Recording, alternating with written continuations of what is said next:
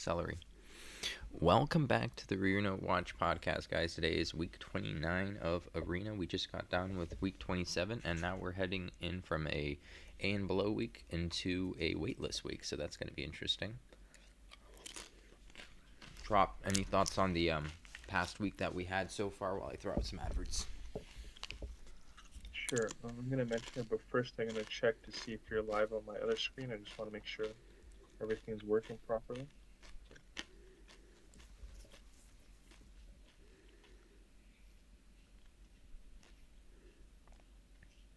Volume could potentially be a bit low.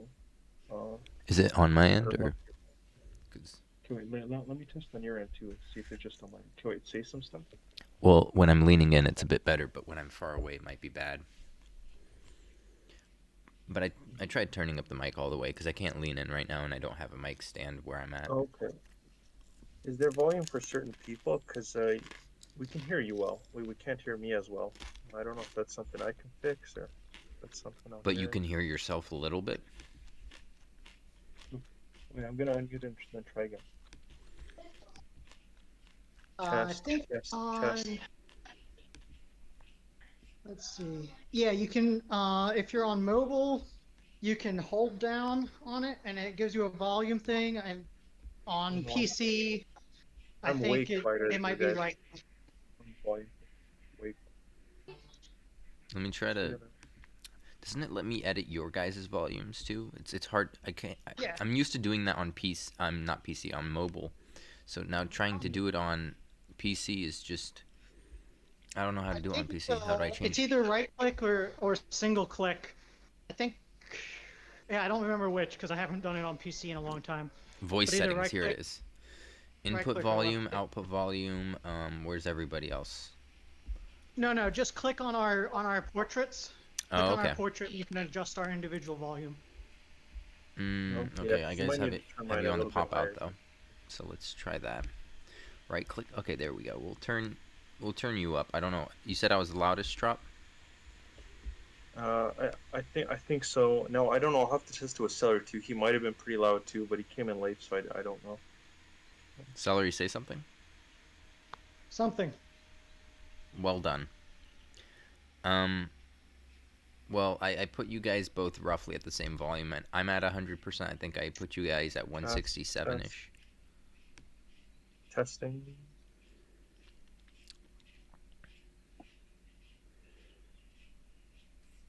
There we go. You two are equal. Okay. Probably a decent volume now. Let me just move this back. All right. So my week was actually pretty interesting.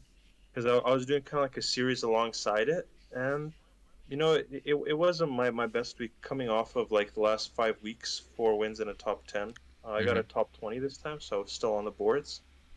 I'm still proud of it though. I'm still proud of how this series went. Getting to see my mistakes, and we came back quite a bit from the shame of losing 4 points to an 11,000 CP team on the first day. Both of us. I managed to bounce back a bit after that one. I thought I was never going to let myself live it down, but I don't know, I still did pretty decent. How about you guys? Same thing. I lost a few points, just like 4 points to the bot team, because I played really passively against it, like super. Because I thought, Saber Cub, he's a weak unit. He barely has any HP. I built agility on him instead, so I was like, okay, stay back a bit, and that really bit me in the ass. What rank did you end up the past 2 weeks, Pack Demon?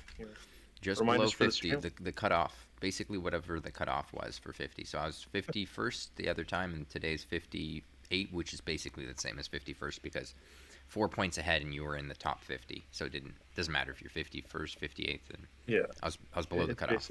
Yeah. It's a bit unfortunate for sure, and you were really killing it, honestly, up to the last 2 matches. Like, you were in an easy top 10 contention spot. If I had perfected the rest of the week, I would have been first, because even losing those first 4 points wasn't. Everyone else lost 4 points as well. Even the next set of 4 points that I lost wasn't a big deal, because apparently people, again, they lost points again. So even though this week was the most likely week that anyone could have ever had to get a perfect score on the A rank and below weeks prior, out of all of them. No one got the perfect, but it was technically possible. It was just unlikely, but not as unlikely as the other weeks were impossible. There's just no way, right? Yeah, I think the only way it would have been technically possible is if you kept dodging, the Kiefer. The 1 in a million chance of getting the perfect matches.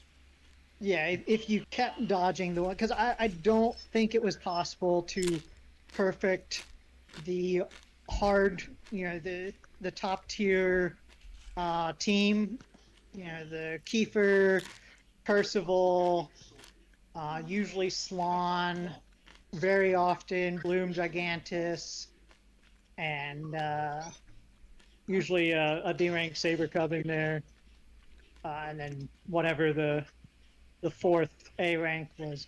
But it was a lot of damage, a lot of survivability. I had very few. I think actually I only had one match go to 3 turns this week. I ended up 48, so I barely squeezed in another gold trophy, and but I only had a single match go to 3 turns, and it wouldn't have gone to 3 turns without a critical heal from the enemy Condor. So that's rough. But my team was very much full on damage and almost entirely typeless damage. So I had Max Awake Boreal, and then of course Max Awake Kiefer and Percival, and then 2 Awake Claude and Max Awake Saber Cub. So my goal was to deal as much damage as possible, and I did. I could, even the matches against Bloom Gigantus, I could take him out in 2 turns.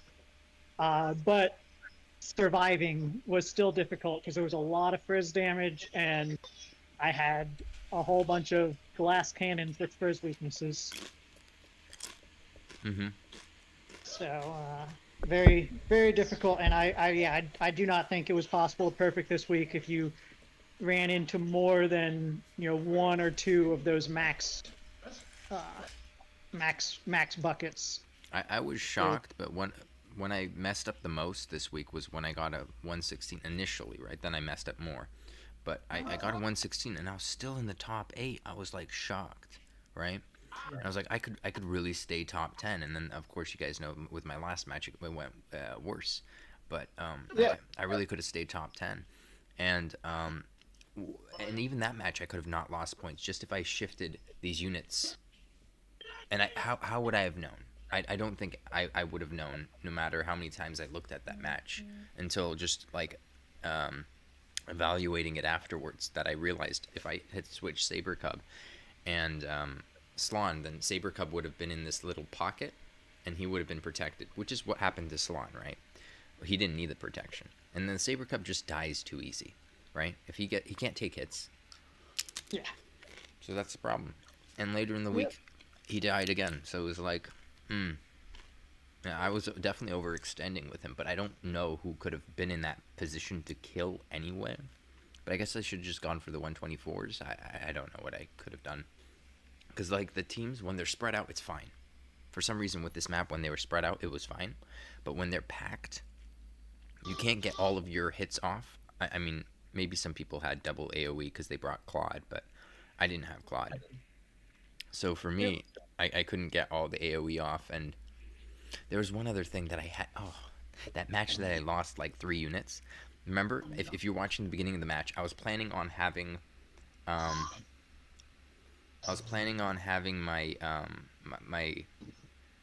I don't know how it would have happened, but somehow I would have been capable of AoEing everybody with Sakura Cup. And I didn't do it, like, because their Sakura Cup would have came first before mine, Percival, right?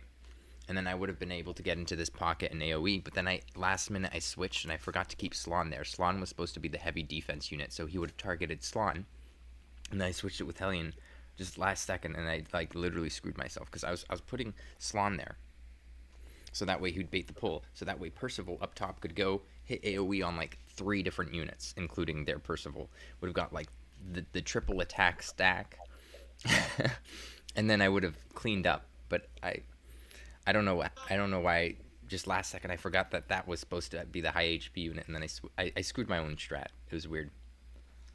Yeah, it's just tough, and it's tough when you see the mirror matches. I don't know, like if you guys saw my day 4 or day 4 and 5 matches, especially my day 4. I think that was my hardest one. My first like 108. Like you think about that match, and you're like, how do you perfect something like that? It's basically the buckets I were offered were mirror matches, so I essentially had to 128 my own team, and I'm like, how do I do that? Because I picked a well-rounded team, and so did so many other people, right? So that's what it's saying. It's tough.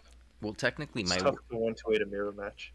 Well, technically, the match that I did worst in, I didn't consider the hardest match again because my strategy didn't happen because I literally forgot why I put the unit there and I switched it last second, right? So I screwed myself on my own strat. The hardest match for sure was the one with the 1300 health Cyclops, or what's his called, Gigantes. And I think I could have actually 128'd that when I evaluated it afterwards. That's the one where I said if I switched Cub and Slann, I would have. But that's hard. The fact that he has 1300 health on an A rank and below week, that was always the trouble. That they have too much HP and you don't have the damage, but they still have HP. So, I don't know. Yeah, that's always an issue in A rank and below. Mm-hmm. Just the amount of HP you have to get through with the amount of damage you have, and then the amount of damage you face with the amount of HP you have. It's both can be an issue. Like I said, I was able to get through the Gigantus, but it was definitely at the cost of having a more fragile team.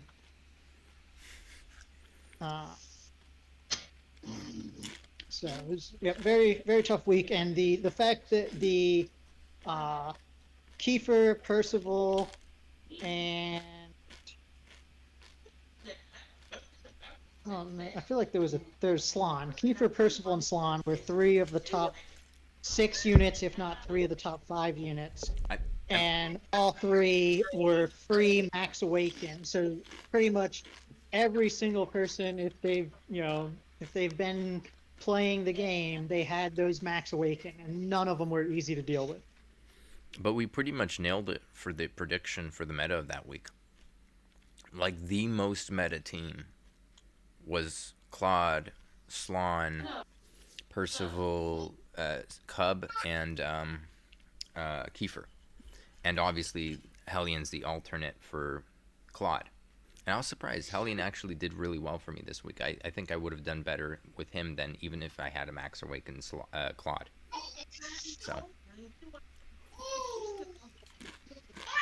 No, he's a really good unit because if Percival can pull, it really gives you versatility if you want to rush that unit with Hellion, or if you want to rush that unit with Saber Cub. And then on the sides, you could choose, again, Hellion or Saber Cub to hit somebody. Or maybe you want to go AoE with Kiefer. So I don't know. It worked out pretty well for me. Like, Hellion this week was the most viable he's ever been out of any week, including in the beginning when he was decent, when there weren't that many powerful units. No, I agree. I like the Hellion gameplay I saw from you, and it did surprise me. That did catch me by surprise. Cause I've been saying for a while, Hellion might have seen his time a long time ago, but I don't know. He managed to maybe be quite good this week. Mm-hmm. So I was surprised. We didn't see that many Boreals, or people definitely went the Beast route rather than the Dragon route, which was interesting. Yeah. Boreal was good, but you really needed him max awakened because the goal was to pull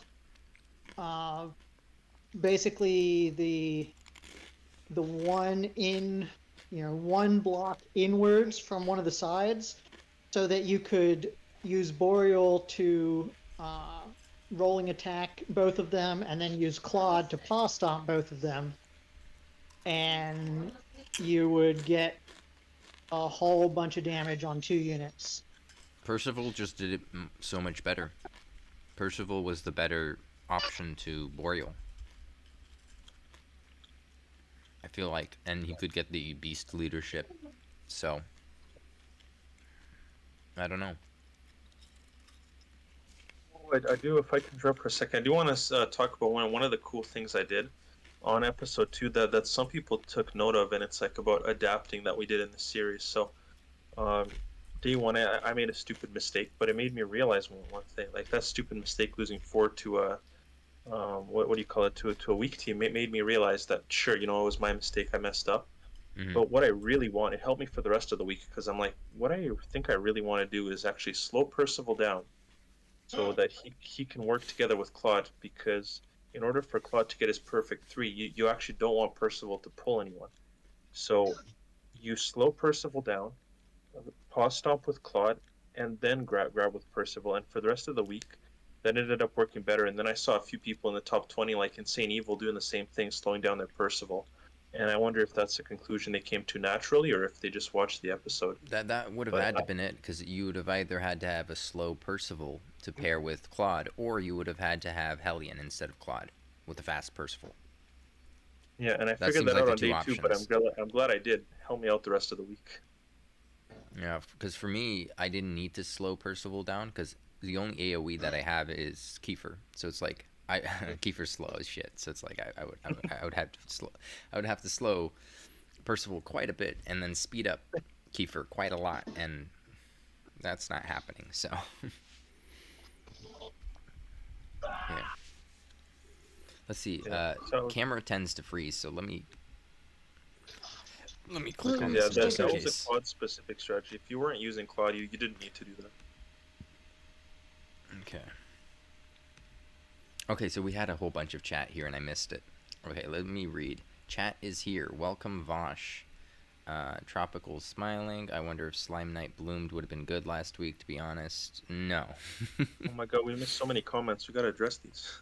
Slime Knight didn't have the movement quite like Great Saber Cub did, and Great Saber Cub actually has more defenses, surprisingly, than Slime Knight, as far as HP goes. And obviously Saber Cub has more attack and everything else, and the biggest thing is the HP agility issue with Saber Cub. HP or agility, and you have to go agility because you can't miss, but then you can't attack either because you might die.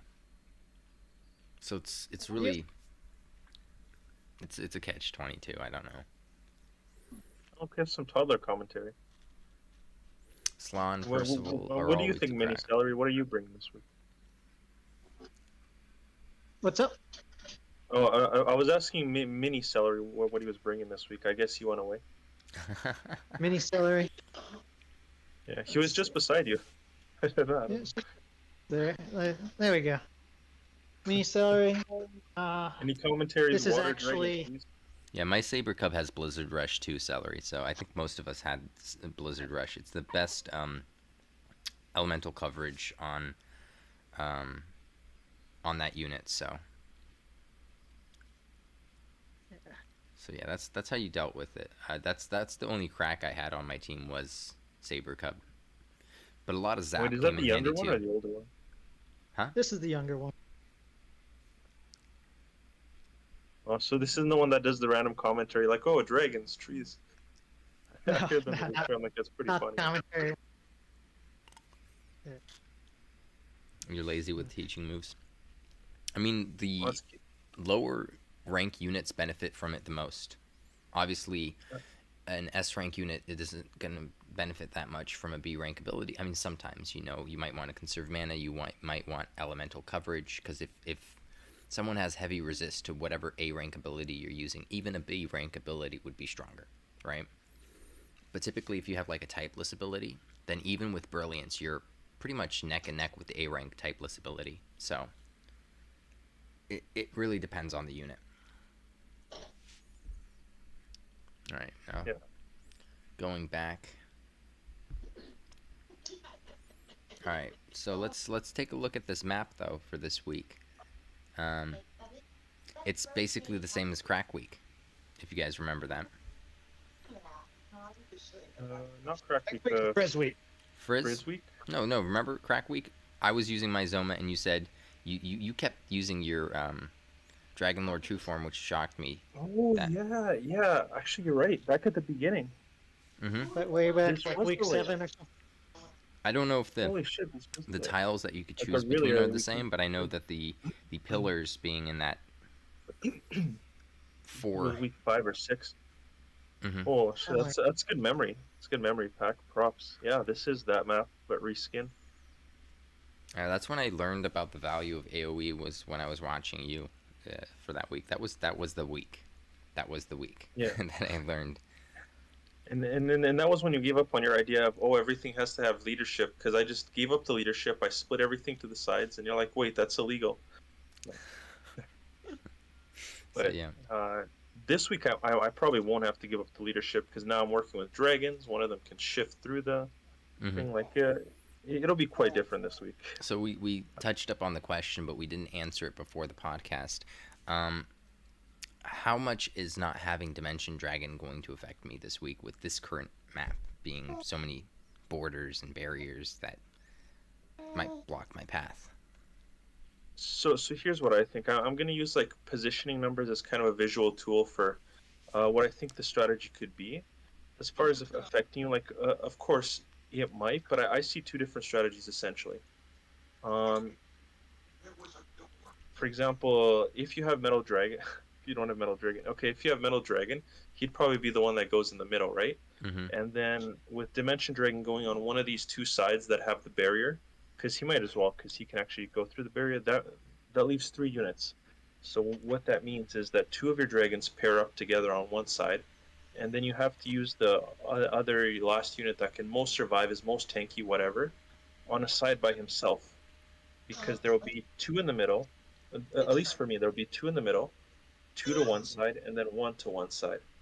So it's going to be kind of the thing, and that's how you'll probably do it if you have Dimension Dragon. If you don't, there's just a little bit of a difference. That means you have 1 in the middle, 2, and then 2 per side.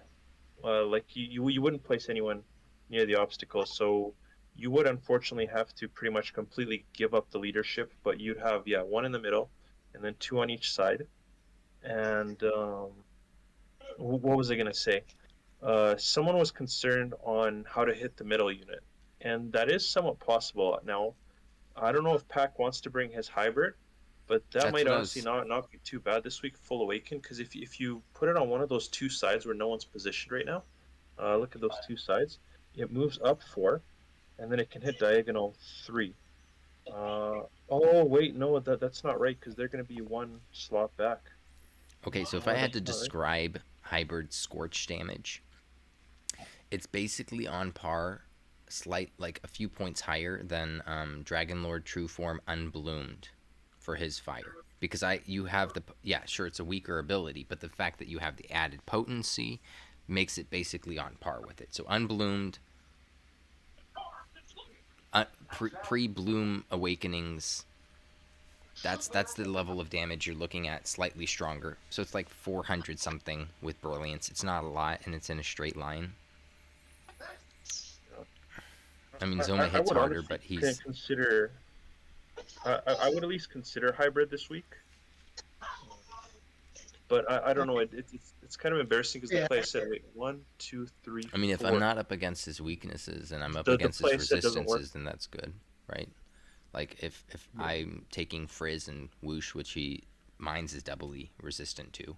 Oh, wait, I'm fully awakened, so I probably do slightly more damage now with the Scorch. Not much, but it's something to consider. So it's probably like 500 now, because that was back when we had before we had S7, so that was S6 that I was looking at his damage. S6, S5. It's been a while, so it's closer to the 500 mark almost. Not quite Yeah, there yet. The map we're looking at, the enemy team, which I assume is a bot team, that's what they usually show for these previews. Day one, yeah. It's using the back three lane or the back three line. So hopefully most of our matches you won't be going up against that back three because you can't really hit those at all. Effectively, you can't. You've got like Gas Bagon and Gremlin and those Bone Baron, those types with the 7 range, Squid. Wait, that how can much hit movement does Gasbagon have? 4. Oh. Okay, he's a bit more viable than I thought he was. I keep telling you that. But so effectively, the back 3 spaces aren't going to be able to be hit turn 1 unless you're running Squid, Bloom Squid. That's about it. And then he can hit one of the very center one only.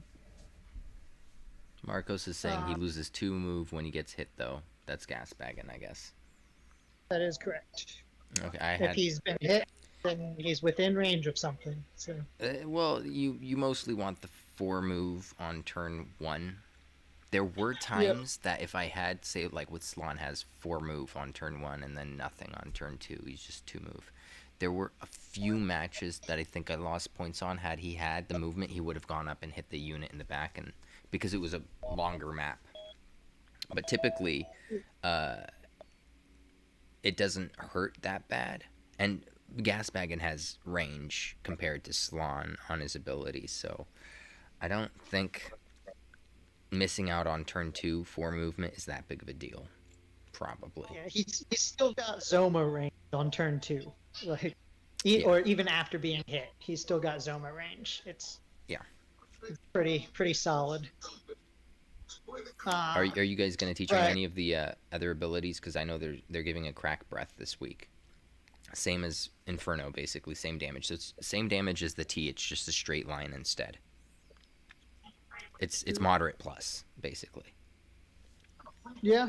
Because I don't know who I'm giving that to. I might give it to Slan. Just to give him range. I'll probably give Boreal the Inferno. Because Boreal really wants to breath turn 1. So it's either Inferno or Sleep Breath, really. But he's getting a Bang Breath. No, wait, what kind of breath is he getting? He's getting a crack breath. Single which will target? be his primary turn 1. You'll almost always want to crack breath turn 1. But in the event of heavy resistance, then But I mean, there's no resistance to the rolling attack at the very least, and I know it doesn't buff up the rolling attack for turn 2, but getting it on turn 1 might, I don't know. Whereas like units like Slan might not do any damage turn 1. Same thing with Hellion. You're only at 5 linear range. For Boreal. So most of the time you're not hitting with rolling attack turn 1. Sometimes you do. But that also involves getting all the way up there and taking all of the counterattacks, which is usually a death sentence. So really, you really want the 3 squares back. Marcos is pointing out single target has 53 times 3 base. I believe he says B plus is 68 base. So that's for the Gasbagon, I guess. He was trying to point out because Gasbagon has a single target, right? Well, or is he talking about Boreal? Also giving numbers for Boreal. Because Boreal's is different. His is a A rank single target. That's even more powerful. Oh, it's gonna be very strong. But I think you're usually or almost always you want to breath turn 1, even if you could reach a unit. with rolling attack, I think you want to breath.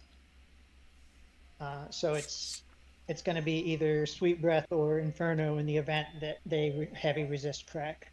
Mm-hmm. It's interesting that the Sweet Breath works for it too, so that's pretty cool. I don't know for sure that it does. I assume it does. It's a breath attack. There you go. Does it say breath damage, or does it just say breath after using a breath? I don't know. I haven't looked that closely. That would be I think the it difference says right after using a breath. But we'll find out here in a week or two. Mm-hmm. All right. So, yeah, if it says deals damage, then of course I won't be using Sweet Breath. So And probably I won't be using Sweet Breath because it's such a useful scroll. It would almost be a waste to put it on an arena unit. I had it on my hybrid, and it's the only. Even I don't think JP has gotten another scroll of it since. So, but it's definitely worthwhile on a 4-move unit like hybrid over. I know Great Dragon has 3-move now, but I feel like he would even do better with Poison Breath than Sweet Breath if I had to choose. I wouldn't give it to him, but I could, I guess. I don't know. It's already too late for me. I gave him my only Sweet Breath scroll. Well, it's just because we have more Poison Breaths now. Whereas Sweet Breath we don't have many of. And I was just so quick to give it to him. I'm like, oh, Sweet Breath, take it. So the meta this past week was pretty ironed out. We pretty much knew what was going to happen. Obviously, with the Weightless week, the restriction is a lot less. In fact, there's no restriction other than obviously bringing low weight units might be a detriment, right? Because you want to bring your strongest. So the restriction might be a soft restriction on, hey, you have to bring out the S units instead of bringing out the A's and B's and below. And so the meta might be a bit more lax this time around. But what do you guys think? What do you guys see as a possibility for this week? Because I don't know if I'm going to nail it the way we did for the A rank and below. But what do you see as being meta for this week? I think we're really spot on the A and below because someone was nice enough to do a Reddit top 20, what the most top 20 used, and it's just like we thought, top 20 was basically the units that I used. And I don't think JP uses Slann as much as we do, so that's interesting that we always tend to bring Slann. Yeah. Yeah, Marcos brings up a good point that what you see is going to be what people have invested in. So the previous Weightless weeks, you just saw all of the boss and hero units and all of those high weight units that high weight, high awaken units. But now people have been playing for a long time. But now you could be seeing Dragon Lords, King She Slimes, Metal Dragons, all these units that you would never have seen in previous Weightless weeks. And you pretty much know that anytime you see one of those just in your opponent's selection screen, they're going to be fully bloomed. But that's just the assumption you should have, is that if you're seeing 1 or 2 bloomable units, they're both fully bloomed. If you see 3 bloomable units, maybe one's partially bloomed or not bloomed, but you pretty much are guaranteed that if there's 2 bloomable units, they're both going to be fully bloomed. Mm-hmm. Yeah, for me personally, I have 2 full blooms, 1 partial bloom, so that's about right. Are you bringing a partial bloom this week? The Dimension Dragon? No. Well, no, that's not bloomed at all. I'm sorry, not partial bloom. Sorry, I was thinking partial awaken for some reason. No, partial bloomed is Dragon Lord True Form. I still have to get the HP and the scales, and those are the 2 things that make it the scariest in Arena. So my DLTF might not be an auto avoid, because I just have the move and then the breath passive, which only really works for PvE. But I don't have the scale or the HP. Why did you decide to go with the move breath passive? Because that's only active after turn 3 and after, right? Yeah, I just really wanted to have an easier time with 420 since I was going to do it every month. So that's the best one for 420. And I was going to talk to you about that too, because there's a few floors that you could refine a bit just to... Goodness, I mean, these things will take hours out of your day already. So it's like if you can, like with the you could already clear. I'm pretty sure the killing machine. You haven't, but you could, right? Oh No, yes, we cleared it yesterday or 2 days ago. Not the killing machine. Yeah, you've cleared killing machine. You could use blunt for that. You could use blunt. You could give buff to KBS. You could do a lot of things. My KBS has had buff for a long time now since Orochi. I've used it on Orochi. I've used it on this. It keeps coming up. A buff is like the perfect ability to give him. You could give him buff or blunt. Somebody blunt. I mean, your Hellion doesn't have anything as a secondary ability, which is surprising to me that he doesn't have like a Tempest Slash or anything yet. You could give him the crack breath, like, and then he's. I'll tell you. I'm kidding. That's if you want him to be viable in arena, but obviously you're not going to bring out him when you have other A ranks. But you could definitely teach him blunt. I'm sure you have extra scrolls, and if you have to switch it out later for something else, you could. It's not that big of a deal, right? Just yeah. The thing is that the 22 was actually pretty easy once we nailed down the strat, so I wouldn't invest in it further. In the 23, I'm just going to teach blunt to the pickled slime. But I don't know if you're watching 22, like we had some bad RNG in the first one, but we've pretty much got it down. Like what to do. Blunt to pickled? You're bringing pickled slime to the 23? Yeah, that's what I've been advised, I think, by Celery. Instead of KBS? Wait, are we talking about the Peacock? Peacock. Oh, Peacock. Oh yeah, I brought him to that fight too, but I don't see why you would need it. Why would you need blunt on pickle slime? If you don't have Seraphie, then out-dueling or killing the Peacock during the auto attack stage is mind you, my Seraphie has blunt too, and I was blunting him on the auto stage, but it wasn't. I don't think. I don't know if I needed to. I probably didn't even need to, but I did that. With Seraphie, you don't need it, but without Seraphie, you don't have unlimited healing. And he gets +2 attack during when he goes to the lightning phase. And I think he hits for about 400 a turn. I'm pretty sure that's just the stage effect. I'm pretty sure that's just the stage effect that everybody gets +2 and it lasts 99 turns. So if you raise that +2 to +3, right? So like I hit Gritty Ditty on everybody on that map, and that for some reason takes it stays there. It stays the 99 turns too because it just uses that base of how many turns. So it was interesting. So if you get him down to 1 attack up or even lower, if you obviously there's no ability that drops it just by 1, but if you got it down to 1 or 0, again he has 99 turns of 0. I mean, it's not going to show up. It's just going to be gone at that point. So it's nice. Most folks are saying no need for blunt. So I got half people telling me I need blunt, half people telling me I don't need blunt. It might make it a bit more streamlined. See what I did with my guy is I poisoned the Jargon. I poisoned the Jargon just so he would die, so I didn't have to waste mana using other abilities. I poisoned him and he died. I envenomated him actually second time. And then I mean basically you could have had your I think you moved your unit in and that's what caused it to die, right, Nera? Because the second you moved Nera in, then he could come around and hit AoE. I watched the video, by the way. Yeah, and I misunderstood what Celery was saying, and then he waited till I moved, and then he's like, "Oh, except to the right," and I'm like, "Oh no." And then you guys just didn't want to do it a second time. Is that it? Like you could have, but you just didn't want to do it then. You didn't have the time, or? Oh no, yeah, because I was saying before I went for a workout. Like I was gonna go regardless pretty soon. I just wanted to test out that stage. Yeah, I think you had it there. I think you have it. As long as Nera stays in that spot and is healing from a bit far, you can't be targeted by the Peacock, and you're fine. But yeah. Yeah, I just figured. So when I did 23, I actually got crit twice during the auto attack stage. Oh yeah, so the blunt is helpful for that.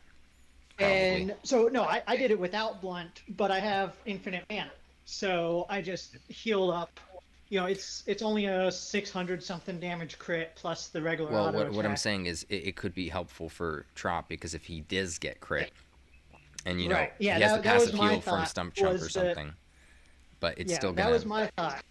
Was that if he has blunt available, he's not using any mana or any MP in the auto attack stage, and if he does get crit, A, it does less damage, and B, he has mana available to heal back up. Trop has no Seraphie. That's Whereas correct. Marcos was yeah, asking. yeah. Whereas if he didn't bring blunt, I think he'll still win if he doesn't get crit, but he wouldn't have, it would suck to get like 55 turns in and then one single crit makes it so you can't heal up and you end up losing to an auto attacking peacock. For like a 60 turn, almost 65 turn match. Yeah, it makes sense. Another thing that you could do is what I realized I could do is I wasn't going Zam Slash on the statue, even though I could have, or was it a statue or a golem? I don't know what it is. I wasn't using his Zam Slash. I kept fuddling him and I kept just auto attacking him until he died so I could conserve mana and use it for later. That's another option. So that way, when it does switch to the auto attack phase for the Peacock, you do have the Zam Slash, Underworld Slash, I don't know what it's called. And you could kill the Peacock a bit faster than if you didn't have any mana left. So that's a possibility. That helps for sure. The one thing that Trop has to worry about somewhat is that Stump Chump, I don't think he's invested in the HP nodes yet. So the confused statue took out like half of Stump Chump's health in one confusion attack.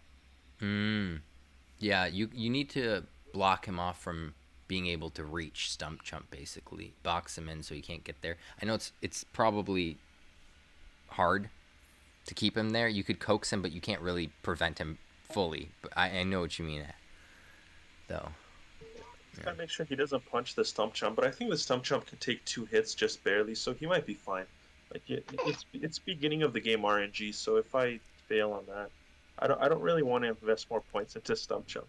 I only wanted his heal, so that's all I unlocked, his passive heal.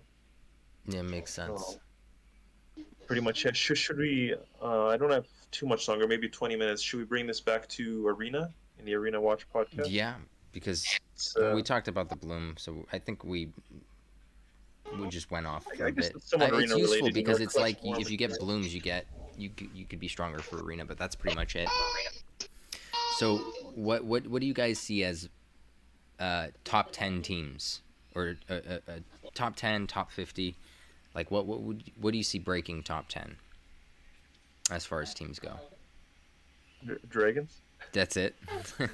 No. So the opposite of Mad Garu. I see a lot of physical teams doing it too. Like we have some strong physical choices. We have DK Orgo, Rough. We have Overkilling Machine, Sorrow, a Star. Are you going to be using your Overkilling Machine? Maybe not.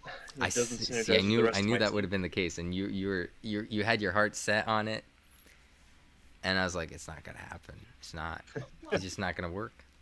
I mean, you could try on a unranked match, but yeah, I could give it a shot. But one of the main reasons, like he's not bad, but this is my first chance in a while that I can go with the whole cool looking dragon aesthetic. So I'm gonna do it, right? Like all S tier badass looking dragons. Yeah. In the top 10, like you want to see that. Yeah. I just hope that Mad Garu keeps an eye on the top 10 to see what kind of families people are gonna be bringing. Yeah, because I remember his commentary is like, nah, dragons, you can't make turn 4 or 5 if you're dragons, Like, okay, man. Yeah, I think the top teams this week, just like the last time with similar map, is that AOE team is very strong, as long as you can keep your center unit alive. Like Trop said, go in either the 2-2-1 strategy or the 2-1-2 strategy. Um, but yeah, like I think what we're gonna see is some uh, fairly diverse team makeup, just because it just depends on what people have bloomed. Uh, this just like the first week of blooming, you expect people to bring what they've been recently investing in, and also, I'm gonna go out on a limb and say we're not gonna see a lot of Dimension Dragon, because I don't think he was a hugely popular pull. But when you see him, people that have him, I think should bring him. Uh, it it makes that center unit a lot more likely to survive. It gives you a lot of options with all the obstacles. Because during Frizz Week, that was the big thing, was that center unit. I was using Great Dragon as my center unit, and it died like 5 times, mainly because it was also crack reduced week, so it was hitting things for not enough damage, and I wasn't taking that into account. But having Dimension Dragon available to clean up either the middle unit, if you just need the B rank breath, or more likely hitting one of those sides for very heavy damage, I think is going to be a big help for those that have him available. So what's interesting to me is that Trop doesn't necessarily care about getting leadership out to everybody, but he still went for Dimension Dragon to get the full dragon team. And it's like, you're not trying to get the leadership on everyone anyway. I mean, you could have brought in... The first week we had this map layout, I wasn't. But this week is a different story. Because I'm pretty sure I can get it on at least 2 dragons with this slave. I'm almost certain I can get on at least 2 or 3 dragons. And but you can't 60%. Get it on all of them, and then so those 2 or 3 dragons could have been in, and then you could have just not brought Dimension Dragon in. Let's say you had enough codexes to max KSS. I know you're conserving, but let's say you did, and you could have brought him instead, for instance. I mean, yeah, that would have been a good choice. King She-Slime is a good choice this week. Yep.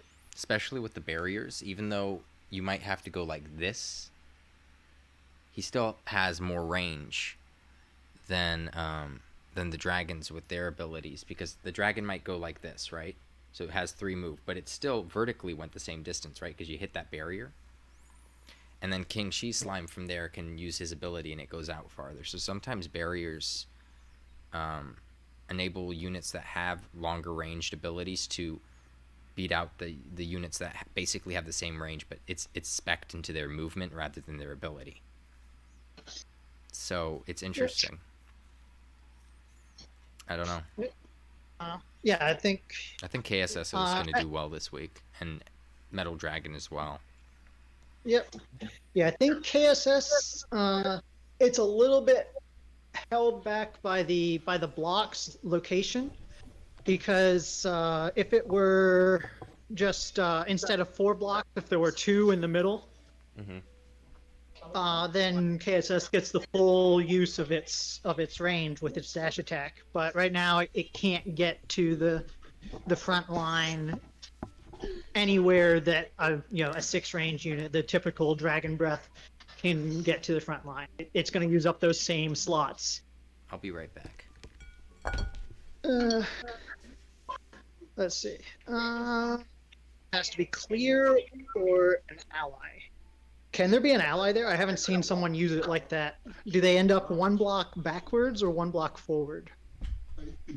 For what? Sorry. Marcos is saying that the center of the ability has to be clear or an ally. Oh, I honestly don't know what that means. The center of...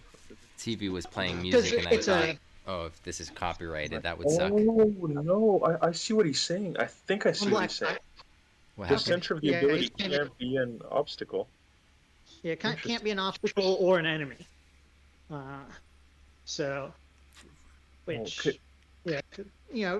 brings up some interesting, facets when you're using King She-Slime. But, yeah. So he's still fine for the middle row. It doesn't. So this map is harsh, but something with a like 1-row barrier rather than 2 rows is probably better. Yeah, we might see with I don't think we're going to see it yet. I think we're still heavily in the breath that we call it the breath meta, but the AOE meta now that they're starting to be martial AOE as well. But maybe here in a couple weeks with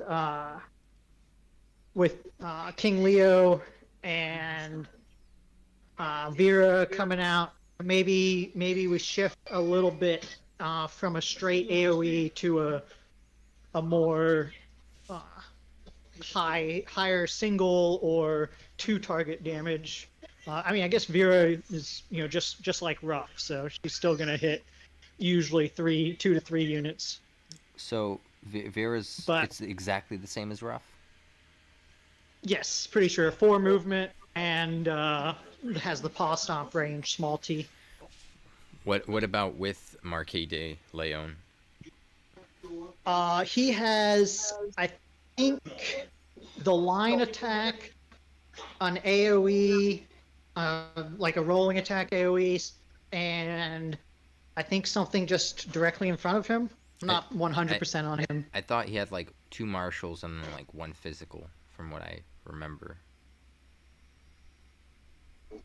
I think his attack that's directly in front of him is physical, but I'm not positive. The line attack, just the 3 space line attack, like any of the straight line breaths or Destroyer's Bellow from Malroth. That one is martial damage that can lower martial resist. And then I don't remember what his last attack does. So you want him to go before Vera, so that way he could lower the martial, and then maybe KSS and Vera then rush in. Yeah, KSS, Vera, and Metal Dragon. Metal Dragon.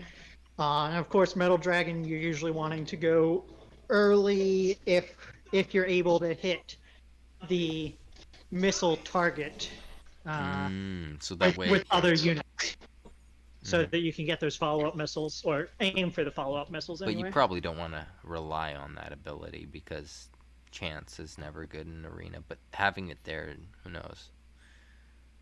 Well, but, by the way, Pack, I thought of an answer to your earlier question. You were asking me how I'm going to get all my leadership in one team. So look at this map. You see where the Sorrow is, right? Number 3. So imagine I put my Great Dragon there, Dimension Dragon just where you see him, and then my Halberd beside the Sorrow to the left. That covers all 3 of them, and then Dragonlord Trueform on his own side because he doesn't benefit from any leader ability. And then Metal Dragon just does his own thing. But there's different amount of permutations I can do. I'm sure we can get the leadership on 3 different units this week. So it's not the same as how you saw in the week 5. Plus I'm in a different position week now. 5, we probably didn't have like 5 of the same type generally. Like I had Zoma, I had a few different units that I was mixing together, Zoma Hybrid, and stuff. Or was it Zoma and...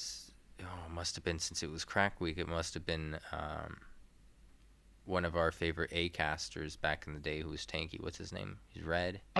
Umbra, yeah. Yeah. So it must have been him and a few others. So there wasn't much Crack that I was actually bringing outside of Zoma and Umbra. I know others had Boreal. I wish I did, but I didn't. Sup, Desconocido. How's it going, man? Desconocido. Part of the Spanish-speaking crowd here. You could probably say hi to Marcos. I'm kidding, he's from Brazil. Doesn't speak Portuguese, yeah. You gotta speak Portuguese. Marcos knows Spanish too. Come on, let's be real. Perdón por no sé inglés. Oh no. I think he'll understand Pack if he does that accent of his. Oh no. Si, senor. No, it's not a good accent. It was see, I learned this accent for a role, and it was intentionally supposed to be a bad accent, malo, right? So malo español. It was on purpose. because my character was pretending to have an accent, which is so funny because I've pretended to have an accent so many times. So it's like, this is really meta right now. No problemo. There you go. But yeah. Branching out into internationally. So how do you guys feel with the viability? Like, what would I bring, right? Because I wouldn't bring a Stark, right? He has too many problems with this kind of map. I wish I could get the 5 line off. That would be nice if everybody lined up, but I don't know that they would. But I would have to bring my overkilling machine. I do. You guys have seen my box. You know my box, right? Yeah, you're doing physical this week, I feel like. Well, I still have a bloomed great dragon. I still have halberd that I could bring. I don't know if I should, but I could. I don't have a lot of other S units that I have available, so I kind of have to work with what I got. I think for that. Actually, it's not a bad idea here, because you can always keep them together, maybe. Have you done your second bloom yet? On anything? I had to for Dragon Lord, so 20 would be a bit more streamlined. Dragon Lord. Yeah. Yeah. I mean, I don't know about using Dragon Lord, but I see him a lot. Like a lot of people use him in arena. Yeah. I mean, I haven't bloomed his Dark Pillar, so there's I haven't got the Dark Pillar, so he'd pretty much be useless for this map, I think. I think that would be his whole draw. You definitely want Dark Pillar. Oh yeah, Dark Pillar would be actually amazing for this map. He would hit so many units. Yeah, I didn't even consider that. He's viable this week, but he'd be off to the side doing it, and he'd put himself in harm's way. Maybe he might overextend. Who knows? I don't know. Usually not too much. The sides are safer than the middle because you can only be reached by usually maybe 2 units. Okay, so that's not that bad. And if you've got his recovery node bloom, no. You're not dying in 2 attacks. Maybe you die in 1 to one single Great Dragon, but you're not dying in 2. I think I have 6 flowers, so I would have to choose one or the other. I don't know. Yeah, that would definitely be actually. How have you guys gotten way more blooms than me? How many? You guys said you had a lot of flowers. Well, I know you day 1. Yeah, I bought flowers day 1 too, but I didn't have enough for the next month. Like I bought out the shop for that month, but I didn't buy it out for the following month because at that point I was out of the gold Mendini medals. How many? I had like 65 saved up or something. The thing is also for me, I had like 160 or some dumb, no, 130 gold Mendini. Like I had a dumb number of gold Mendini, so I was able to buy flowers every month, and I still can next month. I just have a lot of gold Mendinis. Did I miss day 1 reset? Did I? Oh, and you might have missed day 1 reset. That might have also contributed. Oh yeah. Oh yeah, I did. I forgot about that. See, that actually contributed a lot because day 1 reset, you got the tower clears. And well, I got up to like 12. I could have gone up to like at least 18. Maybe 18. Yeah. Yeah, that's where I got 218. I didn't get 18 done that first day. Same. But yeah, that's where a lot of people got to. I think a few might have gotten maybe 2 or through 20, but no one really got much further than that. Mm-hmm. And then buying the 4 monthly flowers for the gold Mendini medals, because I did pulls for Dimension Dragon that got me enough gold medals to do my flowers 9 through 12. So, because I would have been down to I think like 2 or 3, but I had enough to get another month's worth of flowers. Mm-hmm. So, but yeah, for you, I think Dragon Lord is definitely worth a consideration, being your second bloom person. So that'd be like Dragon Lord, Halberd, Great Dragon, Overkilling Machine, and Sorrow. Oh yeah, I could bring Sorrow. Yeah, my Sorrow, okay. I think Sorrow plus Overkilling Machine is a ridiculously good combo. Being able to just delete anything Frizz weak turn 1. Yeah, but that's like more single target, right? Sorrow pulls one guy and then so it's 2 units for one guy is kind of a you guys know how that goes. It feels strong in That's only PvE, one but turn. for You have arena two the damage isn't spread out as much. Okay, so let me check my S units. Who do I have that's strong? I'm not bringing Salon. Overkilling Machine's good. S-Dark's okay. I have Great Dragon, as you guys know. Sorrow, Halberd, Zoma. If I put more Bloom into Dragonlord than Dragonlord, I have Hybrid. I think that's mostly it, as far as the ones that I would bring out of what I have. Unless if I move into the A's at that point. I honestly wouldn't hate the idea of bringing the 2 dragons for the leadership, and then just bringing 3 physical anyway. But I don't know. It's a tough call. But that's leadership on just 2 of my units. I don't know. Might be worth it. I think I think you're looking at either Zoma or Blooming Dragonlord, and then the other 4 that I talked about. If you wanted to save resources to bloom something else, then just take Zoma. If you want to, if you're going to bloom Dragonlord anyway, it's not a bad week to do it. Get some more power out of him. Mm-hmm. I mean, it would be the last bit of power he would ever see, and then I don't know if I'd ever bring him again for anything else. He's going to be on his last legs, unless if there's a double bloom. Like, if they ever extend the branches for bloom, then he might see some life again one day, but I think he's done for. He's very strong for Blossoming Tower because of the MP regen. Mm-hmm.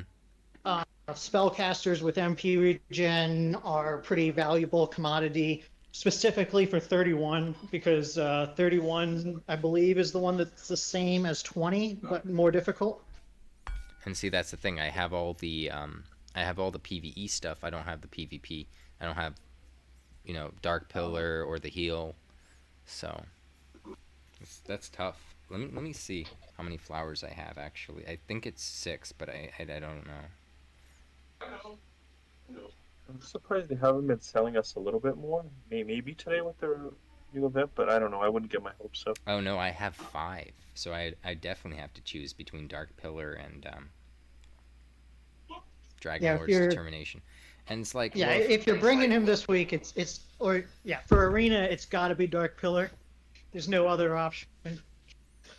And then I would have to go heavy on the tomes. I don't know if we're gonna get a tome upgrade campaign maybe for this week or something, but I would have to start buying. I would have to get a lot of tomes. I forget that people have actually used Zam tomes.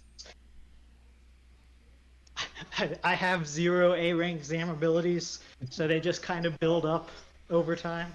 I mean, I used it on a Stark and I don't know. That's pretty much it. Who else would I have had that had it? Probably just a Stark. Yeah. Unless you used it on Valencia.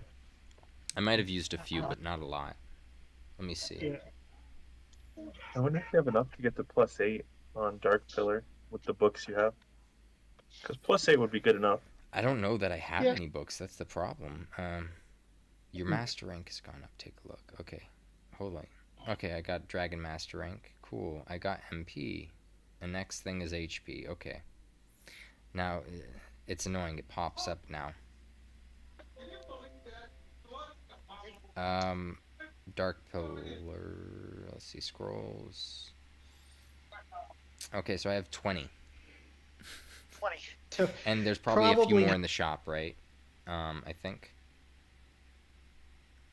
Zam books in the shop? No, there isn't. Sorry. That must have been a different shop.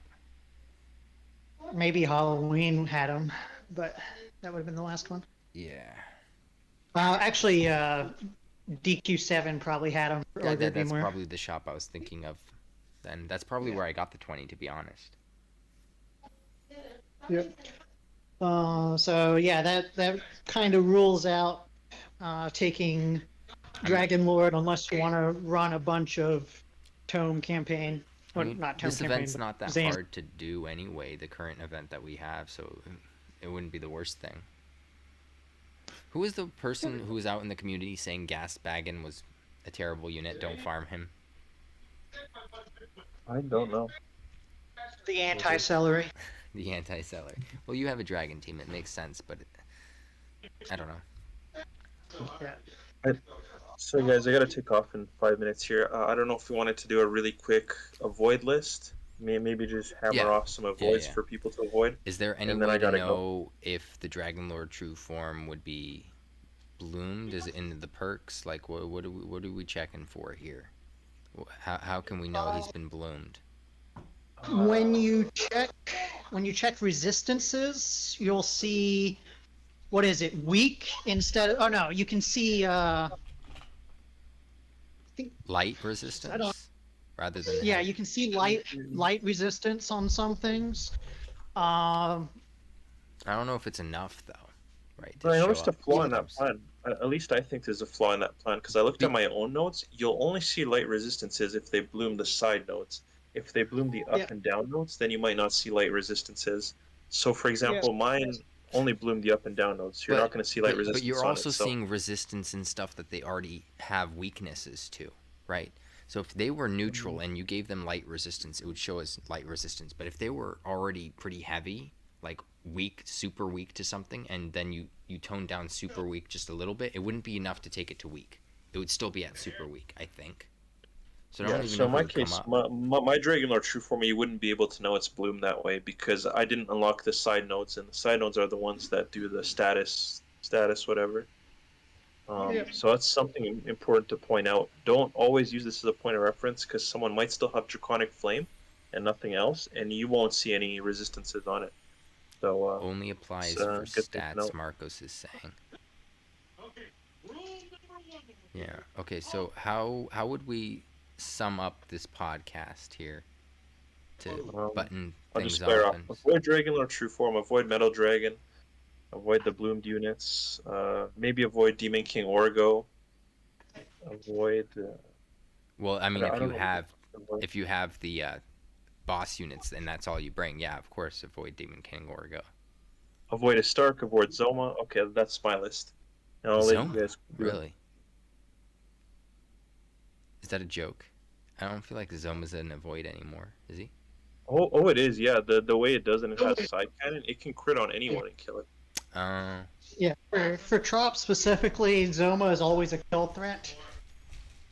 Because he plays, if Zoma gets to attack, he has a chance to kill because of side cannon. Yeah. Okay. And I try to play around crit subconsciously, so I don't like. I can't avoid all those. You're gonna end up with one of the buckets is gonna have. So avoid I'll units in go general. ahead and say avoid Dragon Lord True Form. Avoid Metal Dragon if you don't have a way to kill it before it moves. And I think my similar overkilling to machine can kill him. yeah, similar to Zoma, same reason. Like, I don't avoid Zoma because I know I can kill it before it can act. But if you don't have a team that can take it out before it can move, that's something you want to, the major threats that are going to get to act, which is for everyone, Dragon Lord True Form, and then for certain teams, Metal Dragon, for certain teams, Zoma. Those are the ones where you want to avoid because, you don't want to take a side cannon. Even if it doesn't crit, it's still going to take something down really low. You don't want to take a Draconic Flame. You don't want to take a missile with chance of follow-up missile from that random ghost in the back. That's probably not a ghost this week, but the Metal Dragon effectively has a 20% crit chance if anything else can hit the unit that it missiles. 20% crit chance. That's 3 plus of the roughs or the arenas or the Debras. All right, take care, guys. I'm signing up. right? Yep. Pretty good finish. I love Yep. it. Good luck. All right, I love it how on Arena you have to consider your units are gonna miss, right? You have to consider the worst case for you, and then for the enemy you have to be generous and be like, they're getting their crits, they're getting their their passives, they're getting all of those chances landing, and that's how you have to play it, and that's always been interesting. Yep. Yeah, So that's certain units that aren't OP on offense are very OP on defense and serve no purpose but to make your life suck. Yep. Yeah, that's what Insane likes to talk about. Oh, people dislike crits in Arena, and he's like, oh, he likes going for that. He likes the thrill of facing the high crit chance units, and which is fine. But I think one of the reasons that crits are generally disliked in Arena is that you're not playing towards a crit, like for your attacks. If I go and I hit something, I'm planning on killing it this turn. So a crit very rarely helps me out. I'm almost always killing everything that I hit this turn, even if it's not that attack. So when I get a crit, it's like, okay, that, my breath now only hits one unit and doesn't kill the unit that's now dead. Big deal. But, an enemy crits you, and it's like, okay, I would have survived, but instead my dragon just got hit for 1,200 from Alina. Like, it's definitely, I can definitely understand the feel bad of people facing crits, and one solution to that is the trop strategy.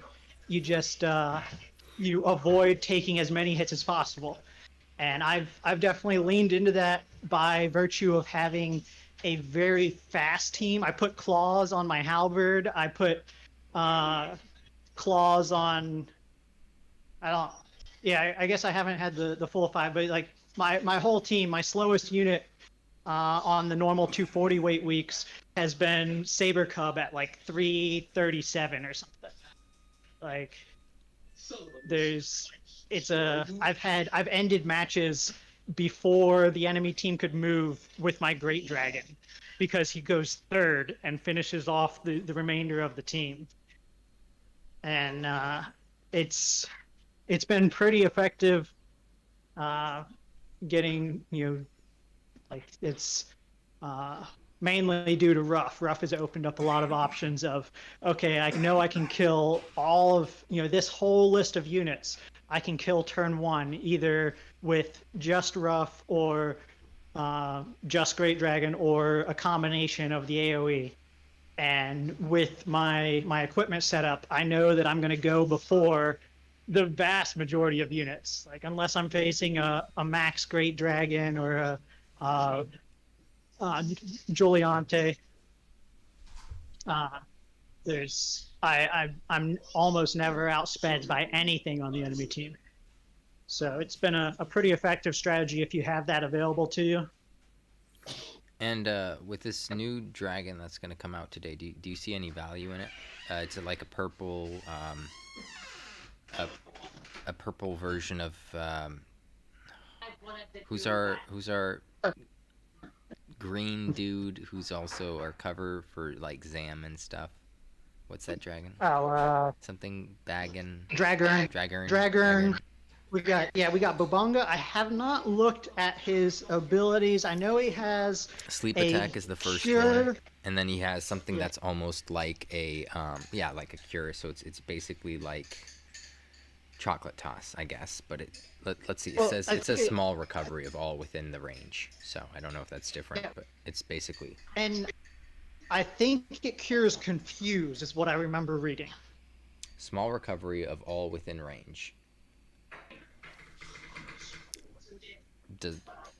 I haven't seen anything else on it. It just says that. And then there's something about causes Gura type breath damage to one enemy, so it's similar to that Thunderball attack as well from the A rank that we have right now, but it's Sizz. So I don't know. Are you gonna rank this one up? Because the movement. Let's see. What's his movement? It's probably 2. Probably 2 because he's fat. Yeah. But yeah, I'm gonna rank it up at least to 6, maybe might be to 7. You're gonna fully awaken? Probably. I'll at least go to 4 because you always, A rank units for those Sorrow Peak type events, getting heavy resistances on a unit can be really valuable. I may not go to 5. I went to 5 on Cumulus Vex, and I can't imagine that this dragon is less useful than Cumulus Vex. But why is we'll Cumulus see. Vex less useful? I feel like he's useful now. He could be. I mean, they Because both have the I AoE feel like heal. I feel like all of his abilities don't get any benefit from going to Awaken 5. He's tanky as crap. Have you faced him like this week? I mean, the past week faced he him was before. pretty hard in some respects. I think I only faced him maybe once last week, but I think he's Whoosh week, so he just got deleted by Saber Cub. If he was in range, but if he was like behind and Saber Cub couldn't reach a pull from Purvis, then it was bad because he could push. So yeah, like I'll probably max awaken him just because he's an A rank. But I haven't heard anything good about him. If I was limited on time in the game and was trying to prioritize, as of right now, from what I've heard, he's not a high priority. Top priority is going to be getting triple breath claws. Mm-hmm. That is the number one thing I want to accomplish this event. And anyone who runs dragons, that should be a top priority. I think, like I was just talking about, running the high agility breath team, that can either go on Dimension Dragon or it can go on Halberd, depending on if you have the breath rolls on Platinum Sword yet or not. Okay. And both of those make quite good use out of it, again, because the dragon, at least the way I've adjusted my strategy, it's very much a blitz strategy where you're going in hard and fast and just counting on not enough of the enemy to survive to have any viable counterattack. Mm-hmm. That makes sense, I guess. So yeah, top priority is the claws. The A rank, probably just because it's an A rank, I'll get it to at least 4, probably 5, because for myself, I don't farm anything that's not an A rank. So all of the lower rank dragons, if they're coming out, I'll just get one or one awaken of them and use them for master ranks, but not be concerned about actually maxing them out because I don't CP chase. All right. Well, that sounds pretty good. I'm gonna be using going after the A rank on the Forest Dragon banner for master ranks. And that's pretty much it. Good luck, everyone. You use what you've invested in, and try and see what you can do. Congrats, before we end, congrats to Prince David. I saw him in the chat earlier, and Do we know he what got his number account 2 name this was? week. Because I saw, wasn't Nobunaga up there, and there's a few other people. I don't know if he fell out of the top position, but who? Do we know who was up there? Yeah, I didn't look at the top to see who all's up there. I just saw Prince David showed that he got second in the Discord. Yeah, Prince David was there, but I that's not what his in-game. Yeah, so I was confused because I didn't know what his in-game name was. But yeah. Anyways, guys, I think that pretty much sums up the week. I didn't have much input. I really heavily relied upon Trop and Celery this time around because I'm not gonna give you guys much of a summary. Oh wait, there's one thing that we could do. Did you see Metzoa? No, Metzoa. There's something like that. There's a guy he's a top arena player. He gave his predictions for this next Weightless week, I think. Did you read that? He had it up on Reddit. Metazoa. I didn't read it on purpose because I wanted us to get our thoughts out there, but we could read it now and see what that's all about. Yeah, we can read it now. I haven't read it yet either. He's in the Discord. Yeah, I've seen him there quite a few times on Kage. So let's see. And he's a top player, but he used to be like in the thousands, but now he's like a top player. Where is this? I know he had it on the Discord. Let me find it there, and then I can read through it for us.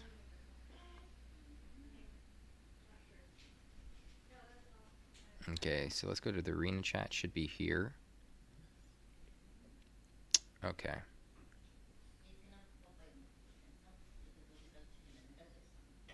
I'm not seeing it. I don't know how far back he posted this. Okay, here it is. Nocturne posted it for him.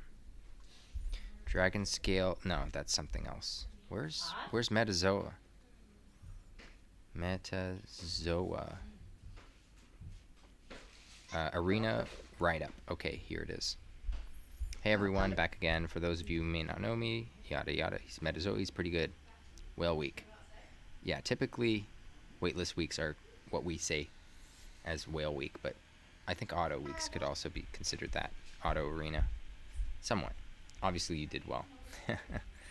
6 to 7 starting range, courtesy of Nocturne. So this is... Yeah, so Nocturne had this map. I didn't know Nocturne had this map as well. Maybe I should employ him to put it on the Discord instead of me constantly putting them up, because I have them up on the Discord now. So this week is highly subjective based off of what we pulled, upgraded. Let's see. In this case, he's going to go through some major red flag units to watch out for. Okay, so his red flags are Dragonlord True Form, Bloom, Resist Whoosh, Zap, Crack, weak to Sizz, Crack. He's a monster, stay away. He has like a big HP pool and regen potentially, depending on the Bloom. So he's also saying Dragonlord Bloom is a definite avoid this week, just because of the AoE and the range looks like, as well as the heal. So that's a good thing. S-Stark is an avoid. Apparently, 1 Awaken and plus is an avoid. Because of the heal and could hit like a truck if he does get in range from the Zam Slash. Which I never feel like I do, but if you're rushing them, he might, right? So something on defense might have the chance, whereas on offense doesn't. Demon King Orgo de Mir, 1 Awaken plus. Okay, so he gets the 3rd movement at 1 Awaken, that's why you avoid. Bloomed, Metal Dragon, Rough, King Shi Slime, all of those bloomed except Rough doesn't have a bloom. Yellow flags, not a total avoids. He says crit roulette heroes like Elena, Deborah. Then there's also Malroth because he's a status ailments and causes issues that way. He heals 300 health every time he kills someone else other than him because you have to kill him first. Breath teams. Oh, so he's really on it. Breath teams. Avoid dragon breath teams because they're that powerful, he's saying. That's the yellow flag, because obviously you're not going to encounter a full breath team, dragon breath team that quickly. Yeah, it seems. I think he's right on the money.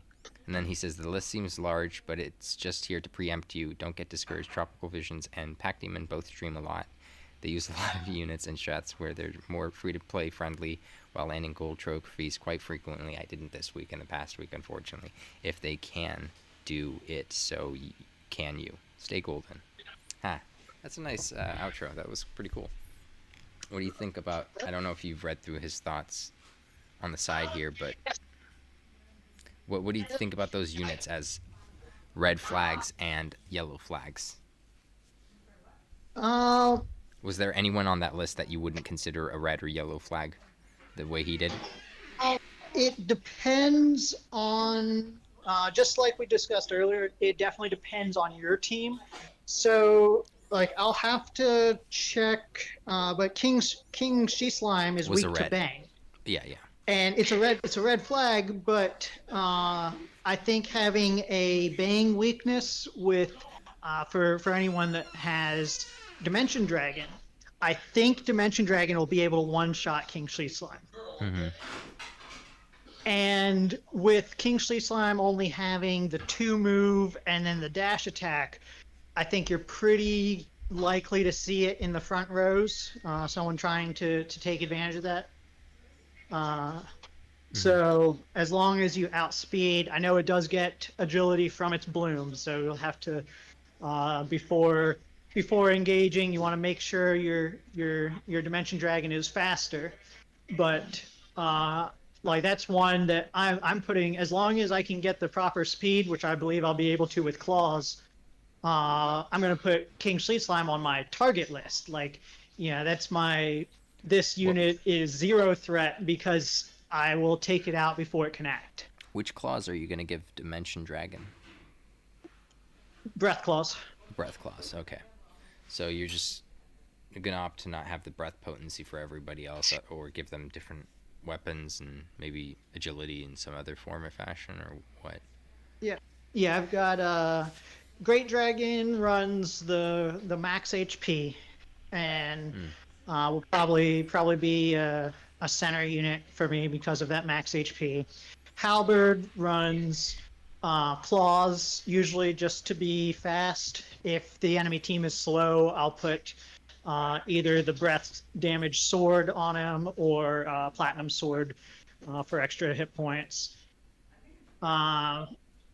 Dragon Lord True Form runs the Nimzo dagger, and then usually a agility armor to get max agility, but he's still fairly slow. I think he's in like the 330s.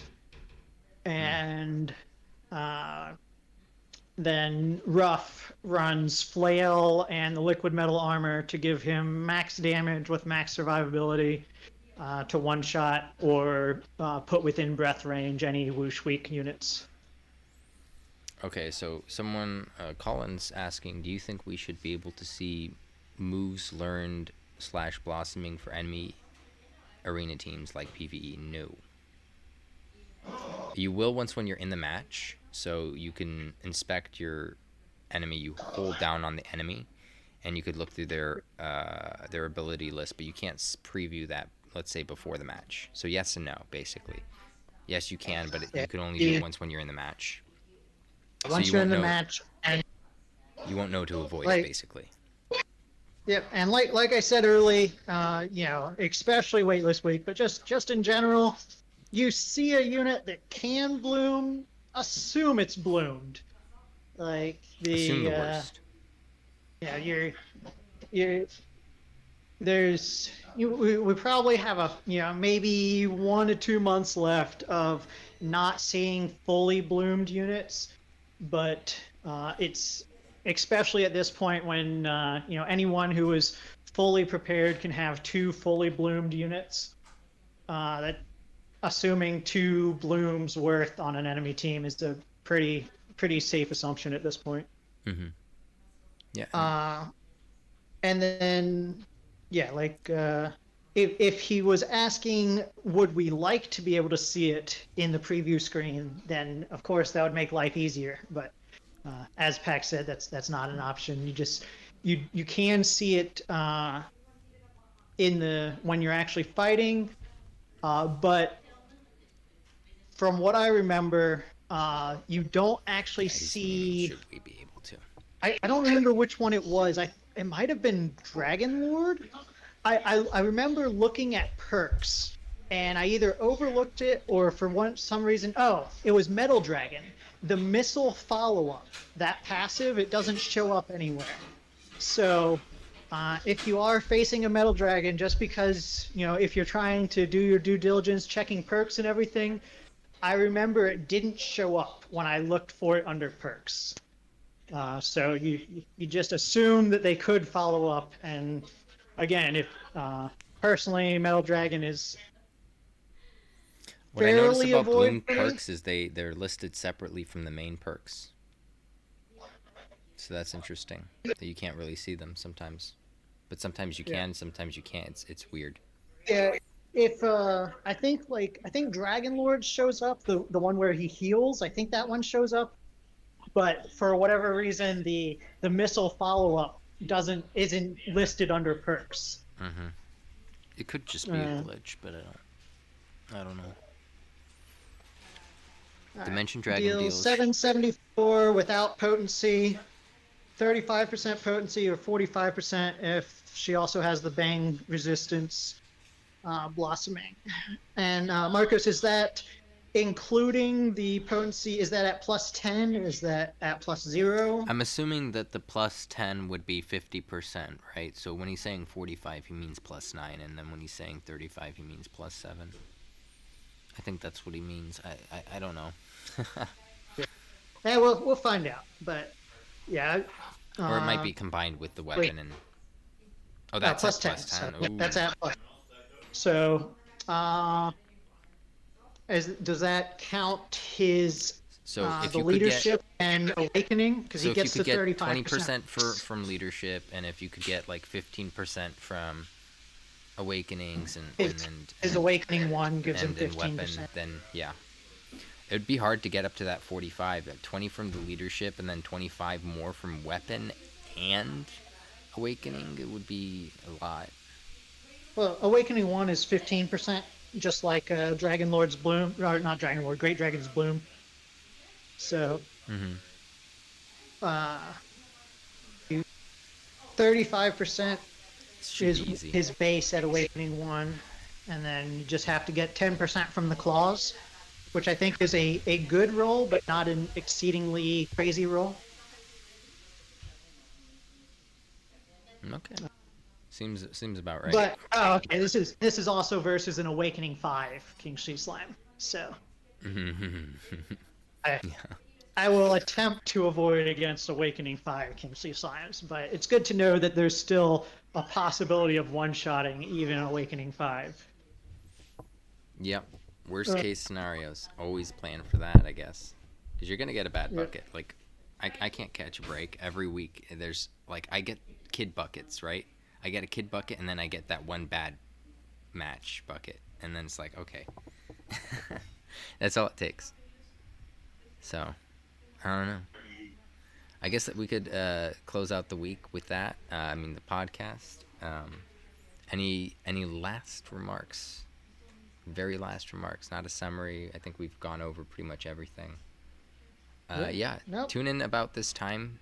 Next week as well. I know we have daylight savings is over for us now, so we are going to be I don't know, maybe for you we're not earlier, but for me this feels earlier. So anyways, guys, this has been Pack. Celery.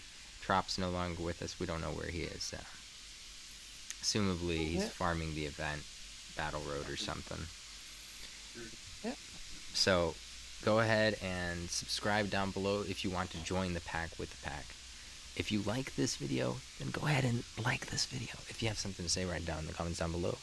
If you want others to enjoy the arena content as much as we do, you want to share about arena, go ahead and share this podcast. Go ahead and share this channel, other arena players as well. And if you want to see more of this content, hit the bell icon. This ain't Twitch.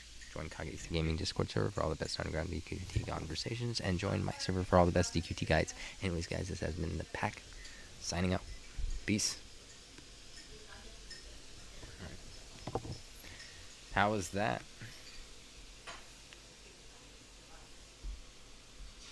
Let's see, where are we?